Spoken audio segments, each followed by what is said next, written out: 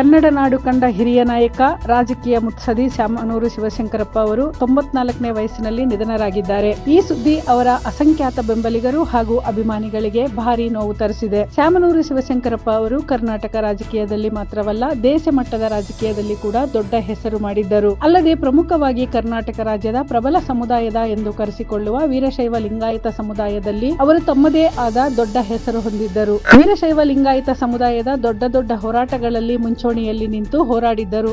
ಹೀಗಾಗಿ ಇಡೀ ಸಮುದಾಯ ಅವರನ್ನು ಪಕ್ಷಾತೀತವಾಗಿ ಬೆಂಬಲಿಸಿತ್ತು. ಲಿಂಗಾಯತ ನಾಯಕರಲ್ಲೇ ಮುಂಚೂಣಿ ಹೋರಾಟಗಾರ ಹಾಗೂ ಕರ್ನಾಟಕದಲ್ಲಿ ಲಿಂಗಾಯತ ಸಮುದಾಯ ಮತ್ತು ವೀರಶೈವ ಸಮುದಾಯವನ್ನು ಒಗ್ಗೂಡಿಸಲು ಶ್ರಮವಹಿಸಿದ್ದ ಶಾಮನೂರು ಶಿವಶಂಕರಪ್ಪ ಅವರ ಅಗಲಿಕೆ ಅವರ ಬೆಂಬಲಿಗರಿಗೆ ಹಾಗೂ ಅಭಿಮಾನಿಗಳಿಗೆ ನೋವು ತಂದಿದೆ.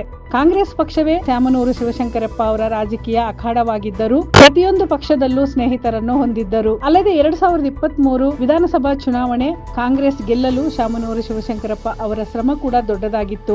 ಶಾಮನೂರು ಶಿವಶಂಕರಪ್ಪ ಅವರ ಅಗಲಿಕೆ ಹಿನ್ನೆಲೆ ಈಗ ಸಿಎಂ ಸಿದ್ದರಾಮಯ್ಯ ಅವರು, ಡಿಸಿಎಂ ಡಿಕೆ ಶಿವಕುಮಾರ್ ಅವರು ಸೇರಿ ಮಾಜಿ ಸಿಎಂ ಯಡಿಯೂರಪ್ಪ ಅವರು ಹಾಗೆ ಇಡೀ ಕರ್ನಾಟಕ ರಾಜಕೀಯದ ಹಿರಿಯ ಮತ್ತು ಕಿರಿಯ ನಾಯಕರು ಪಕ್ಷ ಮರೆತು ಸಂತಾಪ ಸೂಚಿಸಿದ್ದಾರೆ. ಮತ್ತೊಂದು ಕಡೆ ಅಭಿಮಾನಿಗಳಿಗೆ ಈ ಸುದ್ದಿ ತೀವ್ರ ನೋವು ಕೂಡ ತರಿಸಿದ್ದು, ಕುಟುಂಬಸ್ಥರು ನೋವಿನಲ್ಲೇ ಇದ್ದಾರೆ.